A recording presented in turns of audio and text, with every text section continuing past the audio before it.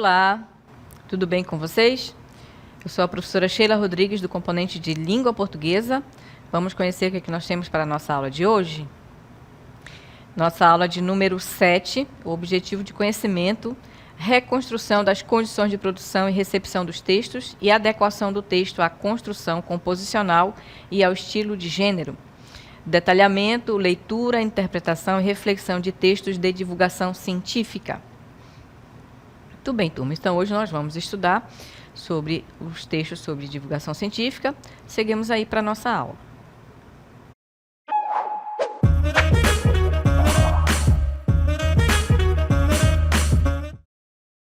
Muito bem, turmas. Então, dando continuidade à nossa aula, hoje nós vamos estudar sobre a ciência, sobre textos de divulgação científica. Então, uma das perguntas que a gente pode fazer é como a população é informada sobre o desenvolvimento das ciências, né? De que maneira, de que modo a população tem conhecimento desses textos, né?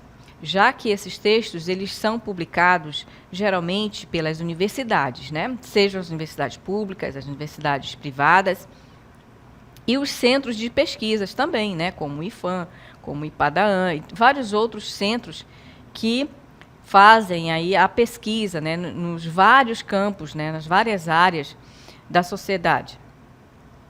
Aliás, nas várias áreas do conhecimento. Então, gente, de que modo, né, a população tem acesso a esses textos? Já que os textos científicos eles têm uma linguagem técnica, né? Existem palavras que elas precisam ter acesso ao dicionário, né? Porque às vezes a palavra a gente não consegue entender o que ela significa, né? Então, é necessário, né, que a gente faça pesquisa a respeito dessas palavras, né? Então, existem pessoas que podem fazer artigos científicos com uma linguagem mais simples, né, que as pessoas possam ter acesso a essa informação e tenham o conhecimento, o acesso à informação e ao conhecimento, não é? Então, desde essa série que vocês estão estudando no 6º ano, já é necessário vocês saberem como que isso acontece, porque depois vocês vão para o ensino médio, né, e depois vocês vão para o ensino superior, e aí vocês já vão ter uma noção, né, de como esses textos científicos eles são divulgados, de que maneira eles são escritos, né, para que a população tenha acesso. Então, e o que é uma divulgação científica, não é? A divulgação científica ela tem que ser dada à população de acordo com aquele objeto que foi pesquisado e o que se descobriu sobre esse objeto, não é? Então, é necessário que haja uma divulgação desse fato novo, né, que acontece, que geralmente quando você está fazendo uma pesquisa, você vai descobrir novas coisas, né? Seja no campo da tecnologia, da informática, né, da biologia, da medicina, da história e de vários outros campos do conhecimento. Existem pessoas que estão pesquisando, né, os pesquisadores, os cientistas, e aí de repente eles descobrem algo novo. E isso que eles descobriram é necessário que seja divulgado para a população, né? Porque a ciência e o conhecimento é necessário, né, que toda a população tenha esse conhecimento. Então, é necessário que haja essa divulgação. E aí entra num ponto importante que é a questão da linguagem do texto, né? Como eu falei para vocês, o texto científico ele tem uma linguagem própria. Ele segue as normas padrões da língua, né? A norma padrão da língua portuguesa, e ele segue também uma linguagem técnica. E isso, muitas vezes, se você for ler a dissertação do escritor, do pesquisador, vai ser uma linguagem bem difícil de você entender. Já na linguagem dos artigos, ou uma outra forma de escrever de forma mais simples, que a pessoa comum tenha acesso a esse texto e compreenda o que aconteceu ali durante a pesquisa, como foi que ele pesquisou, como foi os passo a passo que ele deu para chegar ali àquele resultado final, né, quando ele está pesquisando um objeto de conhecimento. Então, é necessário que haja essa divulgação para que as pessoas tenham acesso. Então, esses textos eles podem estar nas páginas das universidades públicas e também pode ser das privadas também, dos centros, né, de pesquisa, que todo cidadão possa ter acesso a esses textos, a esses links, né, a esses sites, para que a gente possa ter conhecimento, né? Então, como e onde buscar? Eu acabei de falar para vocês, nos sites das universidades, nos centros de pesquisas, né? A gente pode encontrar, hoje, como está mais fácil a gente conseguir fazer a pesquisa, a gente entra no site das universidades e aí a gente vai conseguir encontrar. Nós temos também o Google Acadêmico, que é um outro site que a gente pode também entrar nesse site e encontrar várias informações, né, dos assuntos, das coisas que estão sendo descobertas atualmente, não é? Então, são nesses sites que a gente pode encontrar. Existem revistas científicas também que podem, né, estar divulgando aí o resultado das pesquisas. E a outra pergunta seria: será que inovações ou descoberta das ciências afetam o nosso cotidiano? Bom, isso é uma boa pergunta. Com certeza, principalmente nas áreas da tecnologia, da informática, né, da área da medicina e tantas outras áreas que são importantes, né, e elas precisam estar sendo divulgadas, né, para que todo o conhecimento que está sendo descoberto, as pessoas possam ter acesso e possam ter vantagens, né? Ter acesso, e isso possa ajudar a contribuir com a vida do cidadão, né? Com a vida de todas as pessoas. Então, o texto de divulgação científica são aqueles que têm o objetivo de tornar público o conhecimento produzido por diferentes segmentos da sociedade. Por meio da pesquisa, né, produz-se o que é a ciência, né? Seu propósito primordial consiste em transmitir à população um saber necessário para que possa compreender o mundo em que está inserida e para ajudá-la a tomar decisões importantes. Então, veja que o conhecimento, a descoberta de novas coisas, é necessário, né, justamente para melhorar a vida das pessoas, né, para melhorar a sociedade como um todo, né? Então, o campo da medicina, né, vai melhorar a saúde das pessoas. O campo da informática, da tecnologia da informática, vai melhorar as pessoas a terem acesso às informações de forma mais fácil, mais rápida, né? Então, toda a área de pesquisa, todo o campo científico que vai desenvolver e descobrir novas coisas, ele vai estar, com certeza, com o propósito de melhorar a vida das pessoas, de tornar o mundo de uma forma melhor. No caso, esse é o ideal, né? É o ideal que todos, quanto os cientistas, pesquisadores, né, eles têm sempre a intenção de descobrir coisas boas que vai melhorar a sociedade e que vai ajudar o mundo todo, não é? Então, nós temos aí algumas características do texto de divulgação científica. Então, vejam bem que os textos de divulgação científica, eles apresentam uma linguagem clara, objetiva e impessoal, de acordo com as normas da língua portuguesa. Então, observem que tem que ter clareza nesse texto, tem que ter objetividade. E um ponto importante também é a questão da impessoalidade.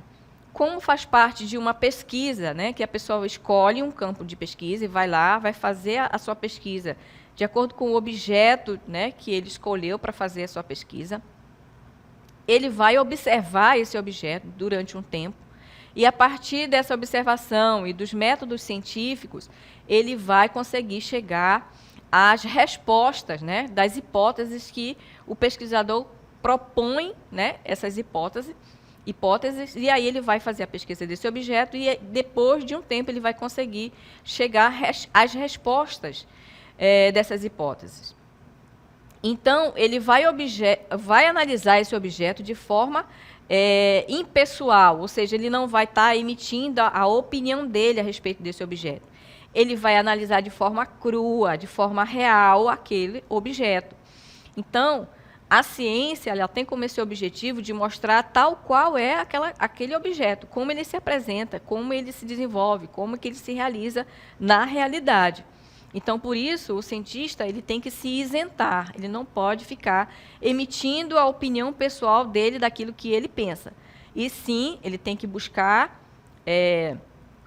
relacionar a outros escritores, outros pesquisadores que já pesquisaram sobre aquele assunto. Daí ele vai apresentar, né, na sua escrita, no seu texto, né, o posicionamento desses pesquisadores que já pesquisaram sobre esse assunto, e ele vai complementar a partir daquilo que ele observou naquele objeto que ele está pesquisando. E o outro ponto importante aí é a norma da língua portuguesa. Ele precisa obedecer às normas da língua portuguesa, não só da língua portuguesa, mas também da ABNT, que são as normas técnicas, né, para a área da pesquisa.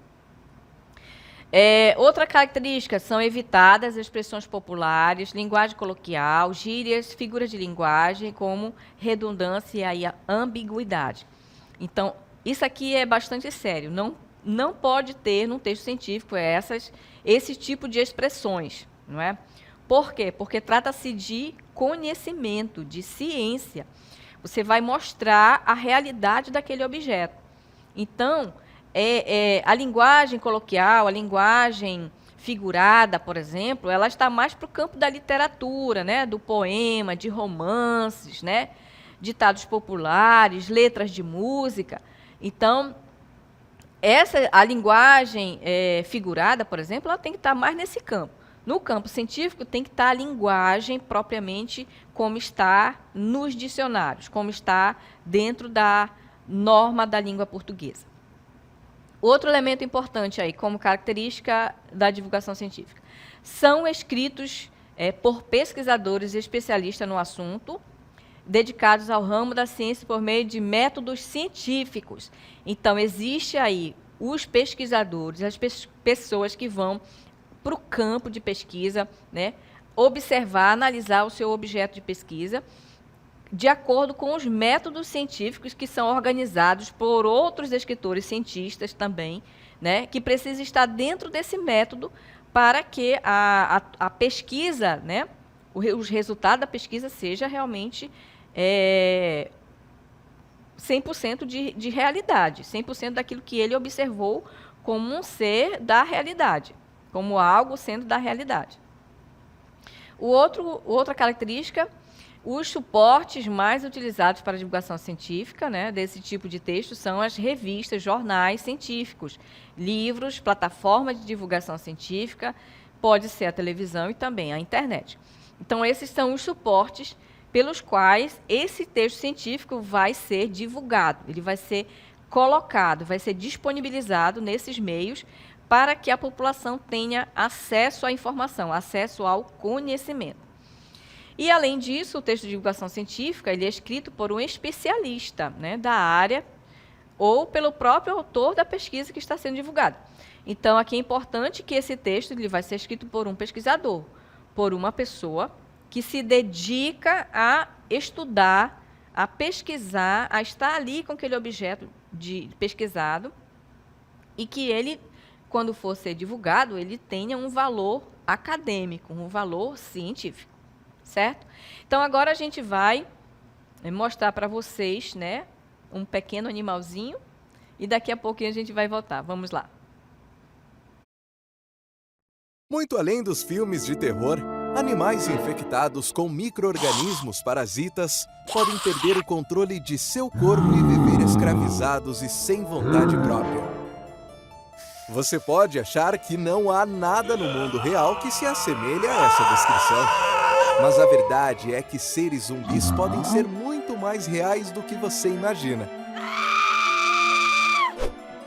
Se uma formiga está caminhando e pisa em um esporo de um fungo, seus dias podem estar contados. Descoberto pelo naturalista britânico Alfred Russel Wallace, o fungo Ophiocordyceps unilateralis é conhecido por transformar formigas em verdadeiros zumbis. Ao entrar em contato com a formiga, o esporo do fungo invade seu organismo e se multiplica em várias novas células, que se alimentarão do inseto sem causar sua morte. Durante 1 ou 2 semanas, a formiga segue exercendo suas funções no ninho. Embora apresentando um movimento trêmulo e errático, escalando e caindo de arbustos, devido a convulsões, como descrevem pesquisas científicas.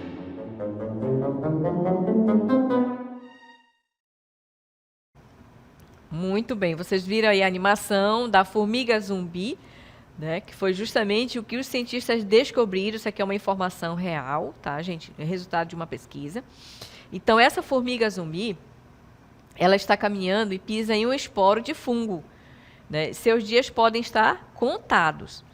Então, isso foi descoberto pelo naturalista britânico Alfred Russel Wallace. Isso já é uma pesquisa bem antiga, olha, de 1823 até 1913 foi a vida desse cientista. O fungo Ophiocordyceps unilateralis é conhecido por transformar formigas em verdadeiros zumbis. Ao entrar em contato com a formiga, o esporo do fungo invade seu organismo e se multiplica em várias novas células, que se alimentarão do inseto sem causar sua morte. Durante 1 ou 2 semanas, a formiga segue exercendo suas funções no ninho, embora apresentando um movimento trêmulo e errático, escalando e caindo em arbustos devido a convulsões, como descrevem pesquisas científicas. Então, observe aí, ó, que o cientista ele foi para o campo, para a realidade, lá onde estão os bichinhos, os insetos, e ele descobriu, né, esse fungo que causava a morte das formigas, sem ela morrer imediatamente, né? Ela ia morrendo aos poucos. Então, nós temos aí a revista, olha, que foi publicado essa informação, essa descoberta, né? Que esse naturalista britânico Alfred Russel Wallace, né? Ele descobriu que esse fungo causa, né, a morte das formigas e elas ficam como zumbis antes, né? Ou seja, elas não... O fungo praticamente domina o cérebro das formigas. E elas ficam como se fossem animais sem direção, né? Que, inclusive, ele diz que elas caíam das folhas, né? Então, elas são prejudicadas por esse fungo. Então, imagina lá que no mundo animal, no mundo microscópico, né? O cientista foi lá com a sua dedicação e sua experiência e conseguiu descobrir que esse fungo pode fazer aí com as formigas. Muito bem. Então, a estrutura do texto de divulgação científica, ele recorre aí às fontes originais do discurso científico, né, como podemos perceber na citação do texto da descoberta do naturalista, de modo a garantir um texto interessante e compreensível para o leitor comum. Então, observe que ele utilizou uma linguagem simples, né, para falar do nome do fungo, não é? Justamente porque ele está na linguagem do latim, né? Então, ele precisou utilizar aí o nome científico do fungo para que essa linguagem, no caso, ela é científica, né? Porém, ele utilizou outros termos, outras palavras, que as pessoas comuns lendo, elas vão entender o que foi que aconteceu nessa pesquisa dele, né? Então, quem procura os textos de divulgação científica é o leitor de jornais e revistas, né? As pessoas que se interessam, elas vão atrás desses jornais e dessas revistas que fazem a divulgação desses textos, né? Dessas informações, desses fatos que são descobertos, né? E aí, claro, as abordagens, os temas podem variar bastante, isso aí depende do gosto do público, de cada pessoa, né? Que se interessa por alguma área do conhecimento, né?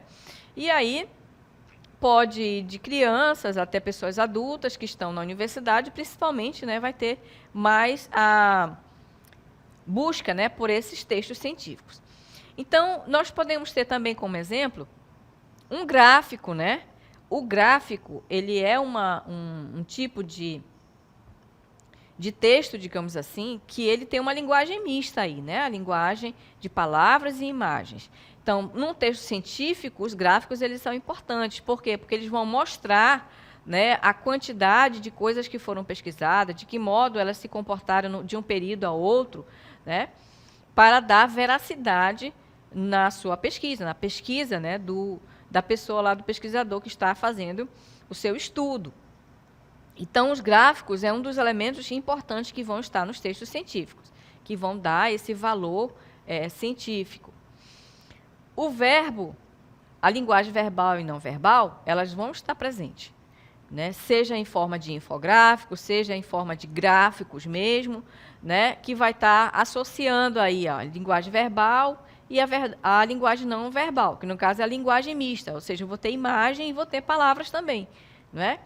E aí nós temos também os infográficos, que são conteúdos visuais, ou seja, vai ter ali a imagem, né? E ele vai estar utilizando a linguagem verbal e não verbal para ilustrar ilustrar o trabalho do cientista, né? Então, nós podemos ver aí um exemplo, mais um exemplo do infográfico. Temos aí, olha, vamos ver. Nós temos um exemplo da camada, né, da atmosfera.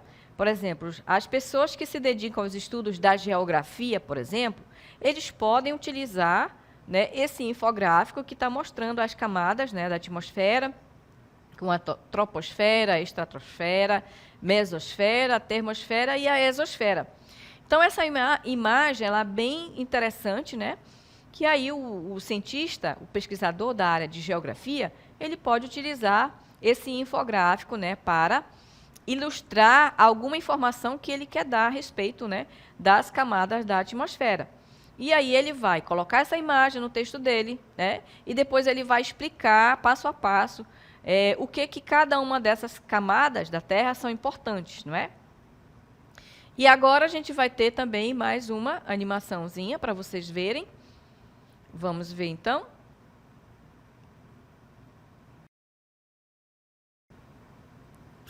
Muito bem, turmas. Vamos conhecer a nossa ave dinossáurica, que também é algo que foi descoberto aí pelos cientistas da área de história, né? Ela é conhecida como aves do terror, né? Imagina se isso fosse possível, o homem, né, ressuscitar um animal pré-histórico, no caso essa ave aí.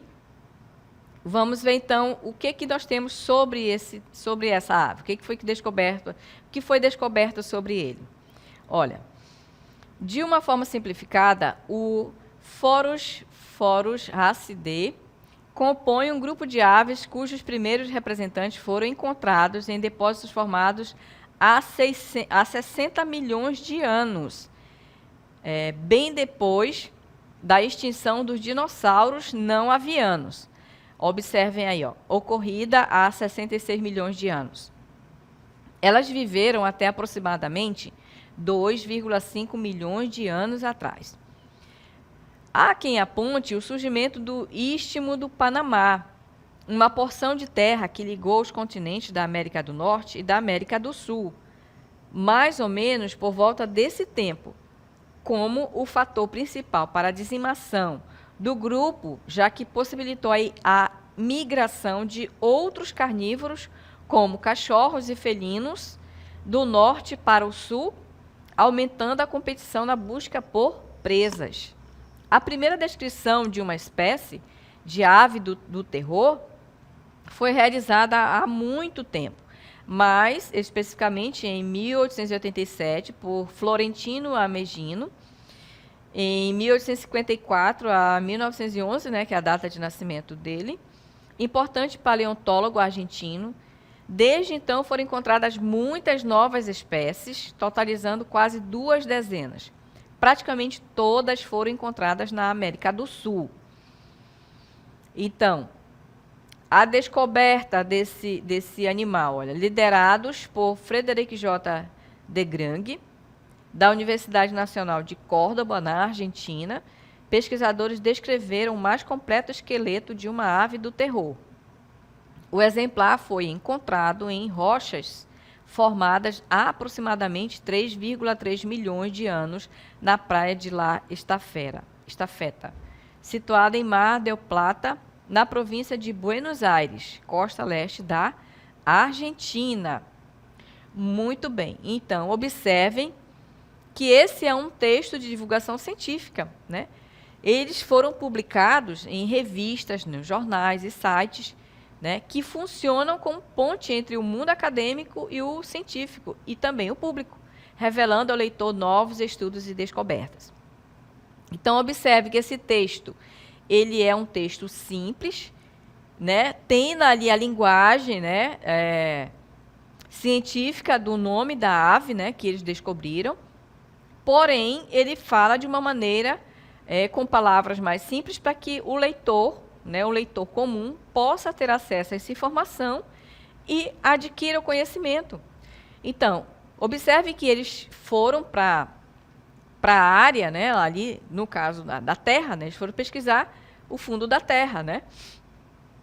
E aí eles descobriram aí esse animal, devido que à fossilização do cadáver do animal, né? E eles conseguiram fazer essa descoberta. Então, isso significa que aqui da região da América do Sul, né? Esses animais também estão presentes por baixo da Terra, né? Então, imagina-se que o planeta, né, ele era unido, né, ele era junto. As partes da Terra eram juntas. Então, devido o meteoro, né, que atingiu a Terra, segundo as pesquisas dos cientistas, né, houve aí uma queda de um meteoro e acabou dizimando, né, os dinossauros, como todo mundo sabe, né, que os dinossauros existiram numa era bem mais antiga. E aí, esses cientistas, né, foram fazer lá as escavações deles e conseguiram descobrir esse animal, essa ave, né? Então, isso é o quê? Ciência, né? Os pesquisadores vão a campo, vão pesquisar em loco, lá no lugar, no local, fazem as escavações e vão fazendo aí as suas descobertas. E isso é um texto importante para que todos nós fiquemos sabendo também, né? Então, vamos relembrar o que é o texto de divulgação científica. Ele é um gênero textual produzido para pessoas não especializadas. A partir desse texto, um tema científico é apresentado ao público geral de maneira simplificada, objetiva e também contextualizada. Além de uma linguagem clara e acessível, esse formato deve ser recursos visuais, né? Deve ter recursos visuais. Jargões científicos e termos técnicos devem ser evitados. Por quê? Porque ele está dentro do campo científico, né, que tem as normas técnicas, tem a norma padrão da gramática da língua portuguesa, né? Um texto de divulgação científica é composto por título, introdução, desenvolvimento e conclusão. Então, observe que aí o texto de divulgação científica, ele vai seguir a estrutura, né, do texto comum, digamos assim, né? Porque tem que ter o título do texto para dar a informação inicial sobre o assunto, o tema que será tratado. A introdução, que é a parte inicial do texto, onde ele vai situar o leitor sobre aquele assunto. E depois ele vai fazer o desenvolvimento falando a respeito do tema. E, claro, ele tem que fazer a conclusão do texto, né? Ele é um texto mais simples, então ele tem que seguir essa ordem, introdução, desenvolvimento, conclusão, para o leitor que consiga situar na leitura e consiga entender o que foi tratado ali naquele texto, né? Sobre aquele assunto ou sobre aquela descoberta que foi feita, né, pelos cientistas. Muito bem, turma. Então, essa foi a nossa aula sobre texto de divulgação científica e até uma próxima oportunidade.